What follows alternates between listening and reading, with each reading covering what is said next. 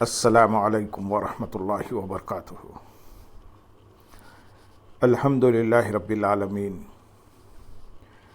والصلاة والسلام علی سید المرسلین، اما بعد فاعوذ باللہ من الشیطان الرجیم، بسم اللہ الرحمن الرحیم۔ برادران عزیز و معزز خواتین، آج کی اس نشست میں سورۃ الاعراف کی آیت نمبر 33، 34 اور 35 کا ترجمہ و تفسیر پیش کرنے کی سعادت حاصل کی جائے گی۔ قل انما حرم ربي الفواحش ما ظهر منها وما بطن والاثم والبغي بغير الحق وان تشركوا بالله ما لم ينزل به سلطانا وان تقولوا على الله ما لا تعلمون۔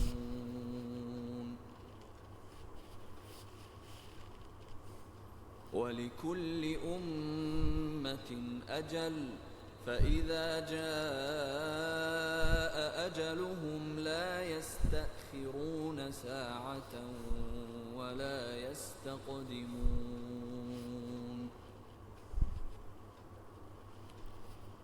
يَا بَنِي آدَمَ إِمَّا يَأْتِيَنَّكُمْ رُسُلٌ يقصون عليكم آياتي فمن اتقى وأصلح فلا خوف عليهم ولا هم يحزنون۔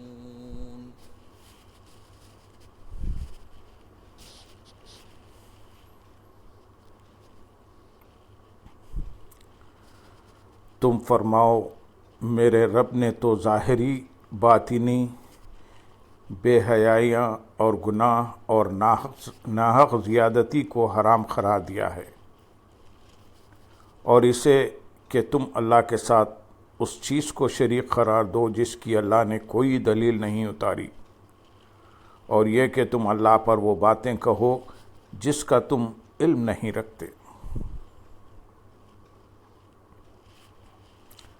اس آیت کریمہ میں نبی کریم صلی اللہ علیہ وسلم کے ذریعے ان مشرکین سے خطاب ہے جو برہنہ ہو کر خانہ کعبہ کا طواف کرتے تھے اور اللہ تعالیٰ کی حلال کی ہوئی پاک چیزوں کو حرام کر لیتے تھے۔ ان سے فرمایا جاتا ہے کہ اللہ تعالیٰ نے یہ چیزیں حرام نہیں کی اور ان سے اپنے بندوں کو نہیں روکا۔ جن چیزوں کو اس نے حرام فرمایا وہ یہ ہیں جو اللہ تعالیٰ بیان فرماتا ہے۔ نمبر 1، بے حیائی، چاہے ظاہری ہو یا باطنی، قولی ہو یا فعلی۔ نمبر 2، گناہ۔ نمبر 3، ناحق زیادتی۔ نمبر 4، ہر طرح کا کفر و شرک۔ الفواحش، بے حیائیاں، ہر وہ قول اور فعل جو برا اور فحش ہو اسے فاحشہ کہتے ہیں۔ آیت میں الفواحش سے مراد ہر کبیرہ گناہ ہے جو علانیہ کیا جائے وہ ما ظہرا یعنی ظاہری ہے، اور جو خفیہ کیا جائے وہ ما بطن یعنی باطنی ہے۔ ایک قول یہ ہے کہ فواحش سے وہ گناہ مراد ہیں جن سے شرعی سزا لازم نہ ہو، اور ایک قول یہ ہے کہ اس سے مراد زنا ہے جو بدکاری علی الاعلان ہو، جیسے اجرت دے کر پیشہ ور عورتوں سے بدکاری کرنا، کلبوں اور ہوٹلوں سے کال گرلز، سوسائٹی گرلز بک کر کے بدکاری کرنا، یہ ما ظہرا ہے۔ اور جو زنا خفیہ طریقے سے کیا جائے، جیسے کسی جوان لڑکی یا عورت سے عشق و محبت کے نتیجے میں یا پیار کا جھانسا دے کر زنا کرنا، یہ ما بطنہ ہے۔ حضرت عبداللہ بن مسعود رضی اللہ تعالیٰ عنہ سے روایت ہے، رسول اللہ صلی اللہ علیہ وسلم نے ارشاد فرمایا، اللہ سبحانہ و تعالیٰ سے زیادہ کوئی غیور نہیں، اسی لیے اللہ تعالیٰ نے تمام ظاہری و باطنی فواحش یعنی بے حیائیوں کو حرام کر دیا۔ حضرت سعد بن عبادہ رضی اللہ تعالیٰ عنہ نے فرمایا، اگر میں کسی کو اپنی بیوی کے ساتھ دیکھ لوں تو تلوار کی دھار سے اس کی جان نکال کے رکھ دوں۔ جب یہ بات رسول اللہ صلی اللہ علیہ وسلم نے سنی تو ارشاد فرمایا، تم سعد کی غیرت پر تعجب کرتے ہو، حالانکہ اللہ تعالیٰ کی قسم میں ان سے زیادہ غیرت مند ہوں، اور اللہ تعالیٰ مجھ سے زیادہ غیور ہے۔ اسی غیرت کی وجہ سے اللہ تعالیٰ نے بے حیائی کے کاموں کو حرام فرما دیا ہے، چاہے بے حیائی ظاہر ہو یا پوشیدہ۔ والاسم اور گناہ، فواحش کی طرح الاسم کی تفسیر بھی چند قول ہیں، تفسیر میں بھی چند قول ہیں۔ نمبر 1، ہر صغیرہ گناہ الاسم ہے، وہ گناہ کے جس پر شرعی سزا لازم نہ ہو۔ ہر گناہ الاسم ہے، چاہے صغیرہ ہو یا کبیرہ۔